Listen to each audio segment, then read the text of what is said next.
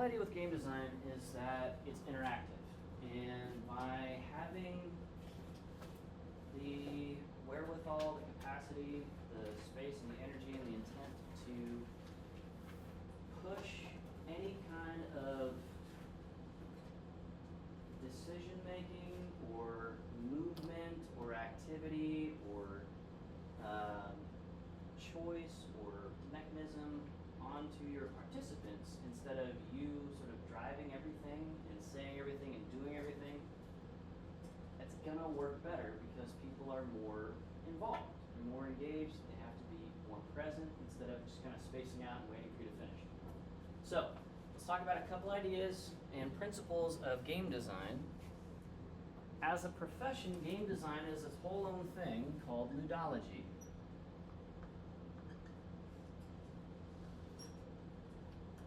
Literally the study of fun. And if you have ever bought any downloadable content or paid $3 to get a lollipop hammer in Candy Crush, or topped off your army in Clash of Clans for $5 or whatever, you understand how powerfully affective changes your mood that games can be. Alright? So, the whole idea here is interactivity is better than not. Almost always. However, it is more work. So, we're going to talk about a couple of things for game design principle-wise here in the first couple minutes, then we'll head outside. But it's more work is a non-trivial thing. I'm not just saying that to say, yeah, it's a little bit extra effort. Designing a game-formatted or gamified version of your Interp is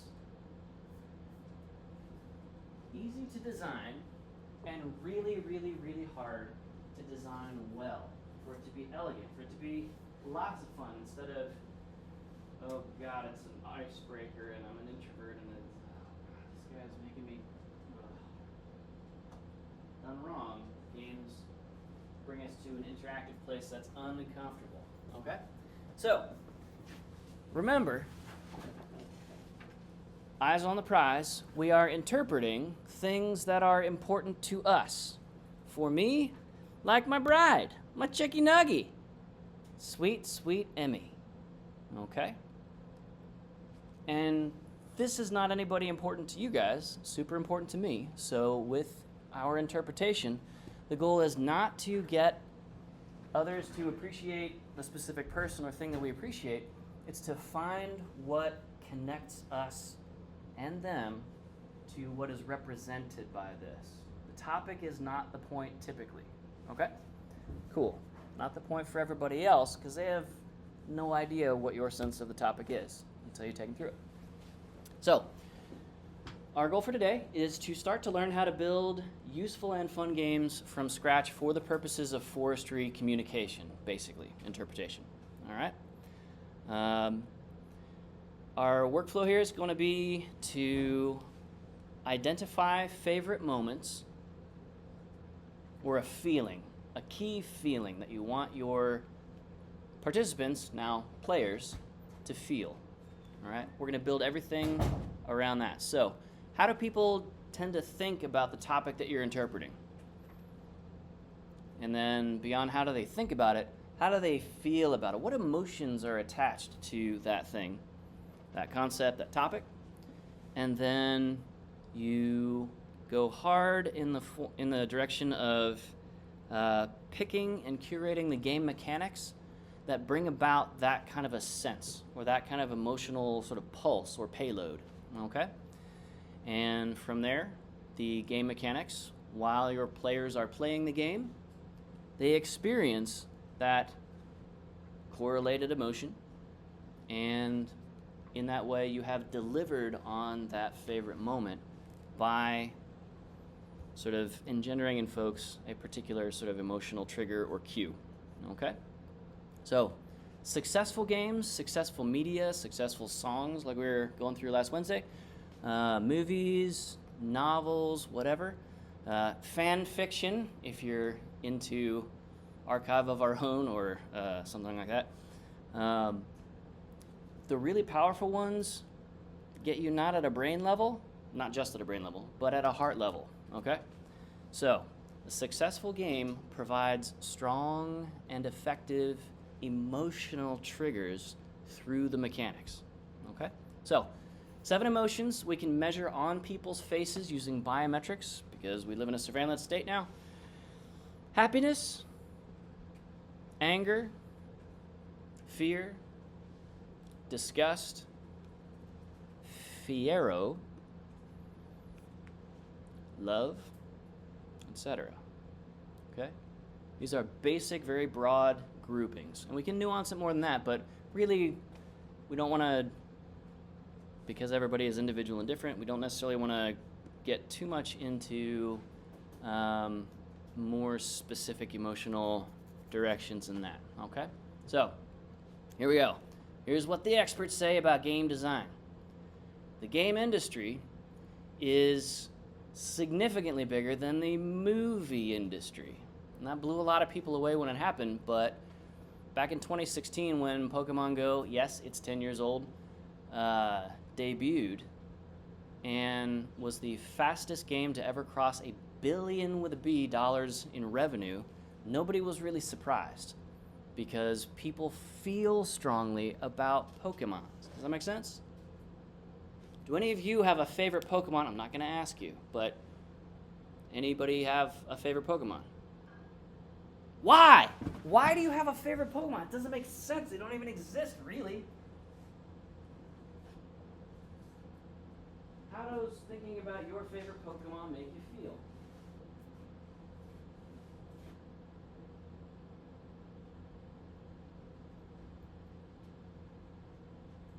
Nodding your head. What do you think? I just think it's cute. So cute. Okay. It's a warm, fuzzy feeling. Yeah? All right. And the creators at the Pokemon Company understand the power of triggering the sensation of, oh, that's cute. It's warm and fuzzy. I like how I feel right now when I'm thinking about this Pokemon. And they've been riding that, they've been riding that rocket, Team Rocket, up into space economically for 30 years now? Maybe longer. It works. It works. We are not rational thinking creatures. We are emotional meatware as humans, okay? So, let's talk about some of the game mechanics that game designers use to access core emotions. We are wired to collect things. What's the tagline for the entire Pokemon franchise? Gotta what? Catch 'em all, okay? It's right there on the title screen of every Pokemon game ever. And they've sold a lot of those games. How many different Pokemon games are there? How many different Pokemon games are there?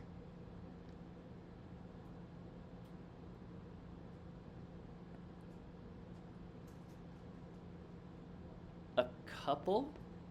Now, there are lots of Pokemon games, but there are only a couple different Pokemon games. You see the distinction?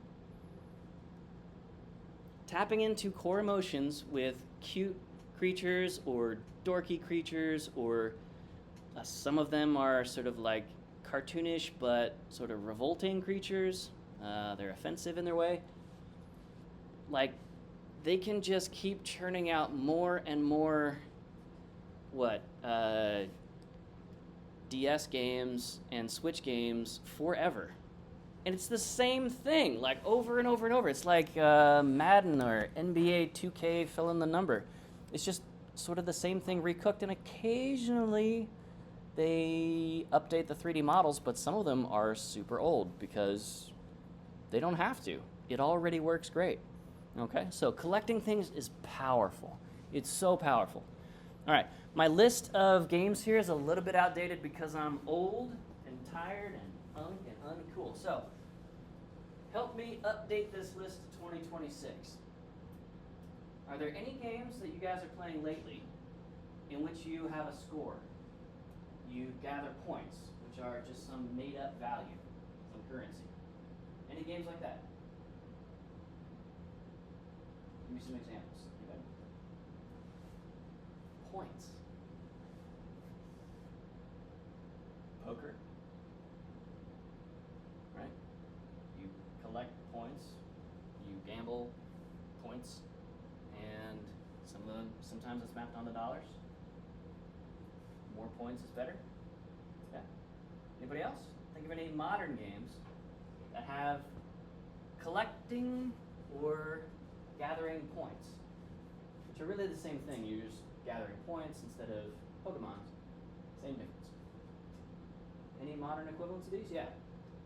There's a computer game called Dark Souls 3. You collect like souls and kill monsters. All right. So you like pain? No. So Souls likes.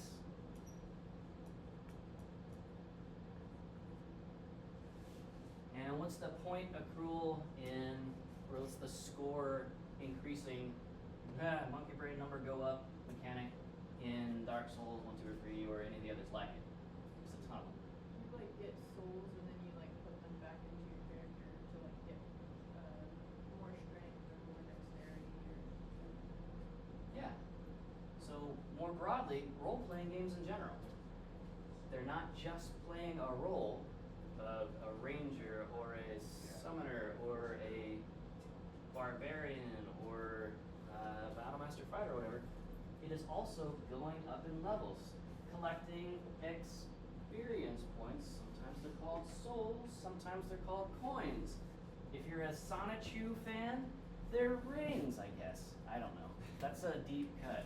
I apologize for bringing up Sonichu in class. Anyway, how about this one? Collecting feedback. Yeah, that's right. We went there. All right. We're totally off track now. Game mechanic of collecting feedback. Social games. Anybody ever played Never Have I Ever? Okay. How about anybody play any sort of cozy simulation games like Stardew Valley or something like that? Okay. The game gives you feedback on how well do I understand this? How well can I express what I want to do in Stardew Valley, because it's open-ended. There's not like a single plot or anything like that. Minecraft is in a way sort of informally a collect feedback game from other players. Hey, come check out my build. Okay?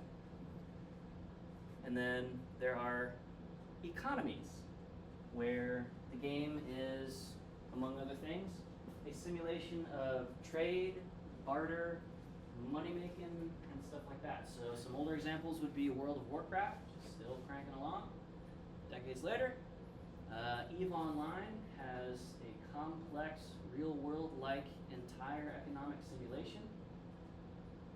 Any updates to 2026 on the exchange or the economy game mechanic?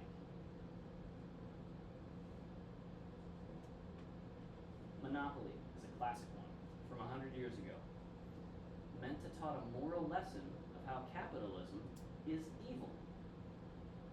Monopoly, believe it or not, is built around a set of mechanics that reinforce one person getting an edge over everybody else and slowly forcing everybody else out of the game by owning everything and charging rent for everything, right?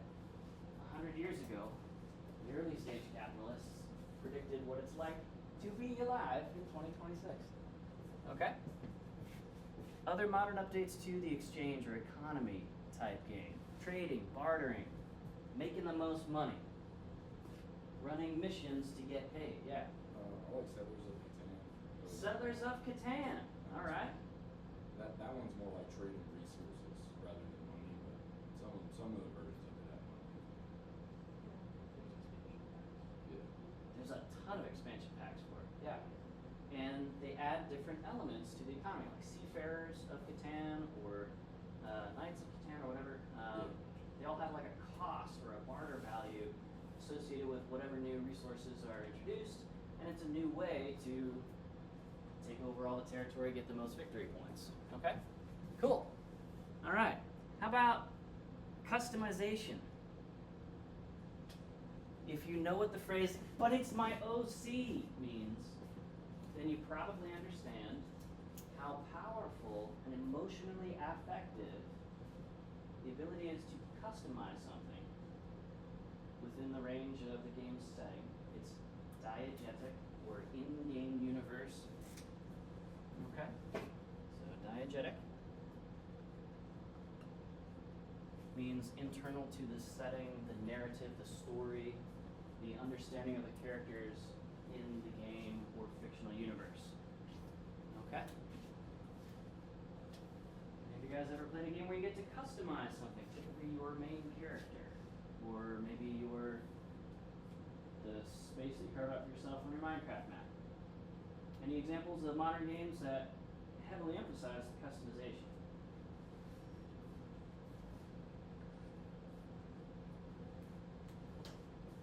Yeah. I grew up playing Animal Jam. Animal Jam, yeah, right on.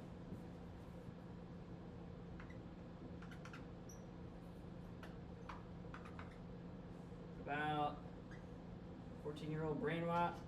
Let's see. VR chat. Okay.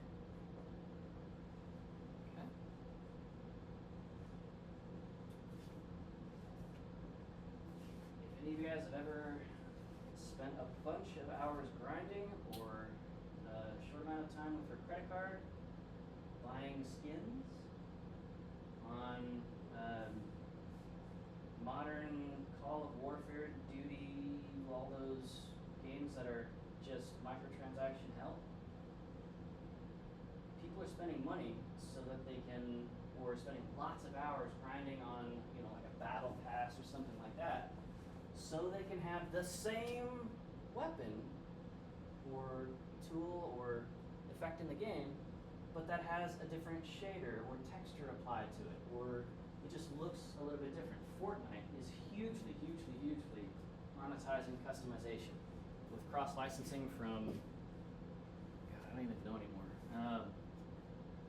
What are they on, like season 15 or 17, something like that now? And there's just keep adding more and more. Like, you can be any character from anything in Fortnite at this point, yeah?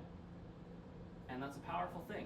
It feels good to see on the screen a character, or maybe even a version of yourself, a self-insert, in the game. And people are willing to spend tons of money to do that. All right, how about this? Advance, expand your capability, grow, have new skills or abilities, or unlock new mechanics after leveling up to that level. Maybe you get a new weapon that has a new kind of attack or combo with it, or something like that.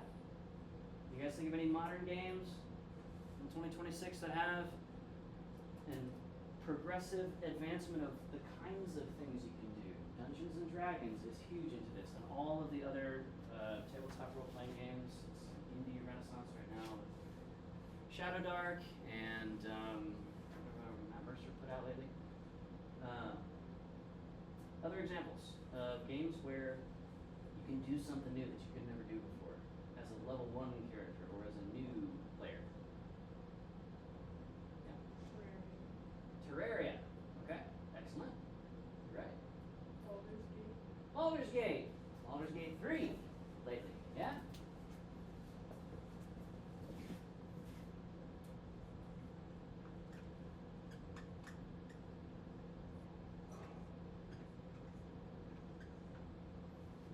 Okay. And finally, are there any games that you've ever played where you are recognized for your accomplishment in the game? And the accomplishment can be totally arbitrary. It's, I've killed 100 rats, so I get the little toast or notification in the corner of the screen that says rat catcher. And that gets saved to my Steam profile. And I get a trading card for it. Any games like that? This is called the completionist or collector mechanic. Although it's separate from collecting Pokemans. Completionist. Any games have achievements? Minecraft. Minecraft, yeah, what else? Every game ever put out by Blizzard Activision. And onward. Okay, cool. So, think about your topic. Think about what's sort of the key moment or sensation that you want folks to be able to connect with. Not to force them into anything, because that's weird and coercive, but what might be a fun way to just, nudge somebody towards, oh man, I had a great time at the Crab Orchard Visitor Center earlier today. I played a game with my family there, and we fill in the blank. Right? So be thinking about your topic and a fun game that simplifies your topic down from not like the whole thing and all of its intertexture and dynamics and vocab words and stuff like that, but to like a fun core gameplay loop that does one of these things most likely. There are other game mechanics out there, of course, and you can stack and combine these and nuance them a lot of ways, but these are the fundamental classes that ludologists have sort of cataloged over time. Okay? So, after this slide, let's go outside and maybe experientially explore some of these things. So, your game wants to have all of these. And so we'll define what each of these are. And a complete real game has all of these necessarily. A gamified thing, something that's game-like but is not strictly truly a game, but it has some gameplay-like elements to it, might have an incomplete list out of this. Gamified activities are also great for this class because they don't have the full freight of a full game design and all of the plates you got to spin to have a game going on. Okay? So, the central metaphor is your topic. What is the game about? So, Minecraft is about exploring and digging and crafting. It's in the name, Minecraft, yeah? And so on and so forth. A lot of other things. But there's a central metaphor. The basic, irreducible idea of Minecraft is that. And your game has some central metaphor. What is the thing that your game is modeling? In Dark Souls, it's sort of this horrific afterlife where you're running around trying to defeat stuff over and over and over, and you get further and further away from the starting point, and it gets more and more dangerous as you go. Right? The central metaphor there is afterlife and suffering for eternity by trying to defeat more stuff. Anyway, the emotional basis is what are you trying to get after? What sensation are you trying to build in people's torsos as they are playing your game? Every game must have rules and mechanics. Rules define the boundaries of the game. How long is it? How many rounds? Or what happens when you X, Y, Z? Mechanics are how the rules play out. Okay? So, the rules of poker are you get a hand of 5 or 7 cards dealt to you, and the mechanics of poker are you win by having a less statistically likely hand in your hand, or by bluffing and making other players think that you do. Okay? So, mechanics, how it works. Rules describe the boundaries. How big, how small, how intricate. Who plays. Why do they get to play and not other folks, maybe? Something like that. That's all rules and mechanics. So, safety rules are going to be pretty important for environmental interpretation, especially when we're outside in a dynamic environment with changing weather conditions and hazards and stuff like that.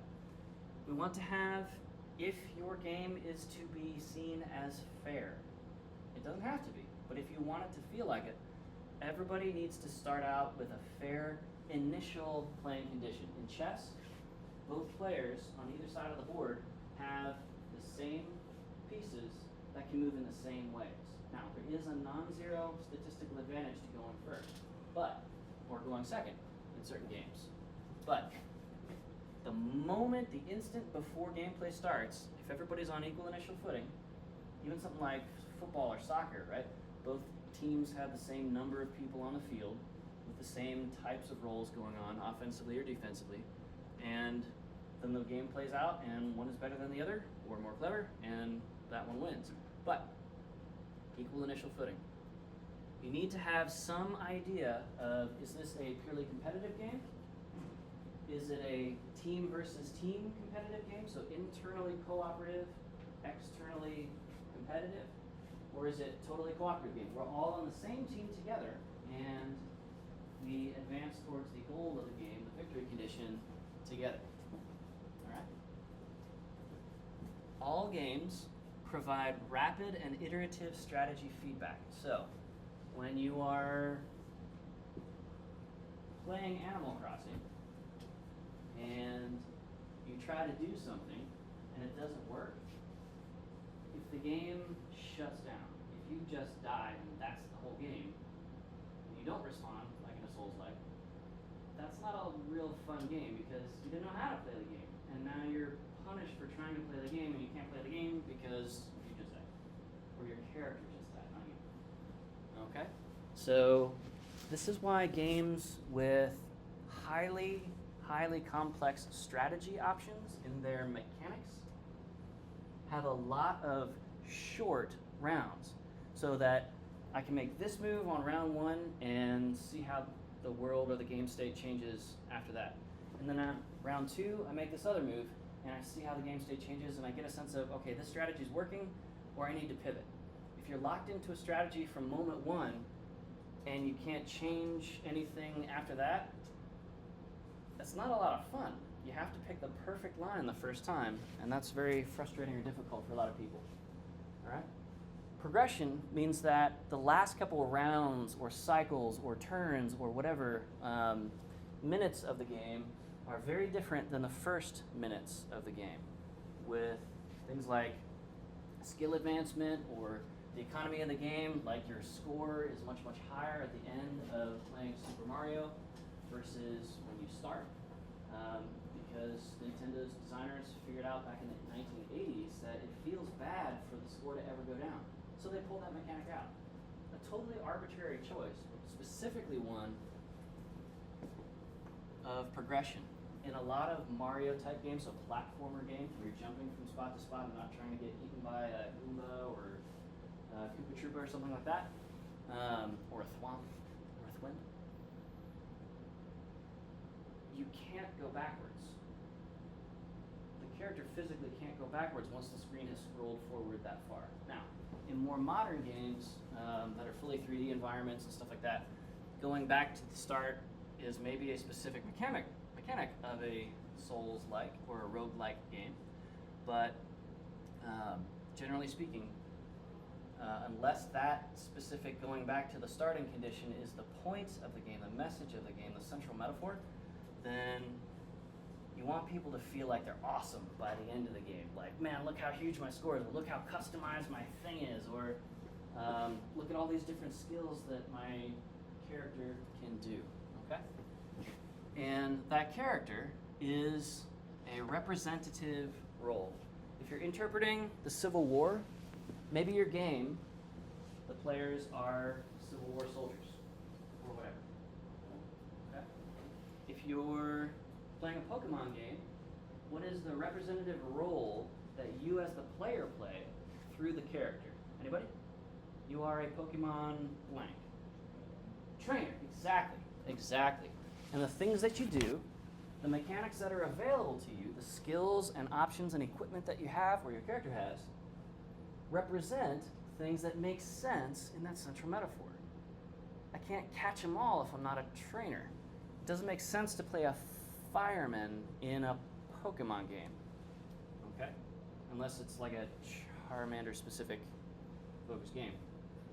But we don't do specific Pokemon focused games really that much.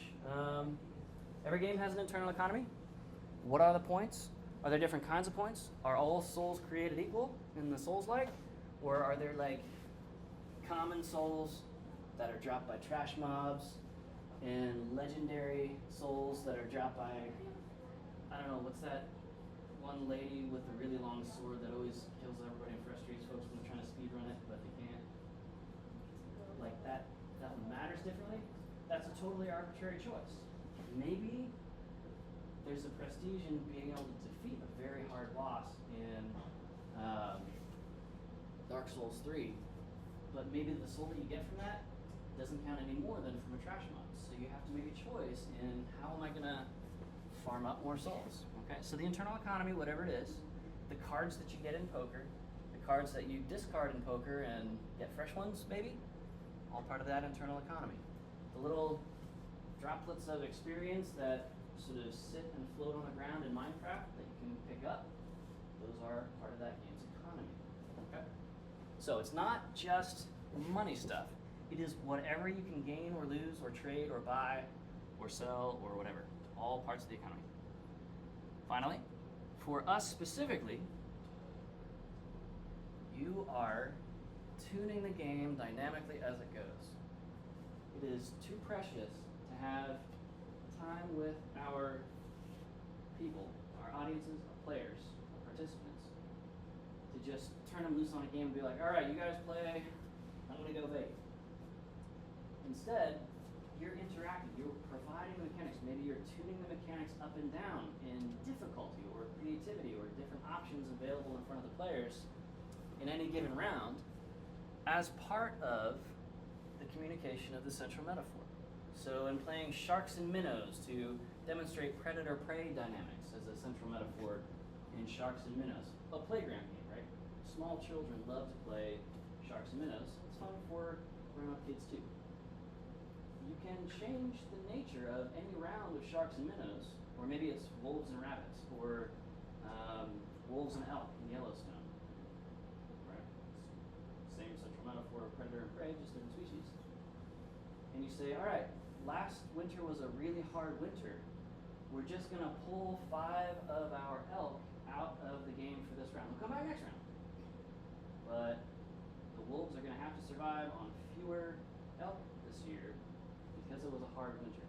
You're making that otherwise totally arbitrary adjustment on the fly to make the game harder, easier, faster, slower, more energetic, down-regulated, whatever you need for the game to accomplish. So the game is not the point. This whole thing is just a tool set for you to accomplish interpreting whatever your central metaphor is, okay? And finally, players can be very frustrated when you don't give them a clear victory condition to work towards. This is the unambiguous criteria of I've just won the round, or I've just won the game, or I've just lost, or halfway through the game I just lost 30% of my Catan cards in a bad trade and I didn't realize that this person had tons of extra sheep and shoot, I paid a lot for cheap sheep. Okay? Clear victory condition in Catan is what? How do you know that you won the game in Catan? When does play stop? Certain number of victory points. Okay? What's the victory condition in Monopoly? Get all the property. Yeah, everybody else is broke. Okay? What's the victory condition in Minecraft? Careful.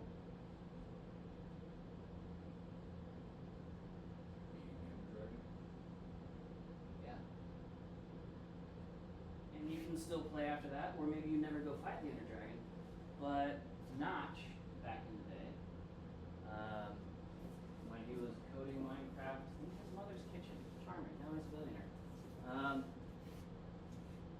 There had to be something there for some of the players to latch onto as, oh, this is what I need to work towards. Otherwise, if it's a totally open simulation and you can do anything, you can do whatever you want, that's really intimidating to a lot of people.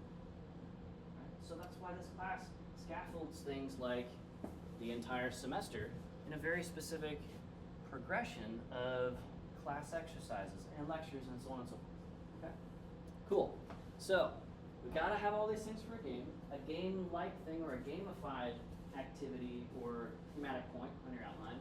Doesn't need to have all of these, but you do need to make a conscious decision of which ones am I going to lean into and which of these bullet points am I going to leave off for this specific activity, and I know why, and this is why. Okay? Cool. So, all the rest of this PowerPoint is a whole bunch of examples of all of these things, just explicating it more and more. Let's head outside and try some things out.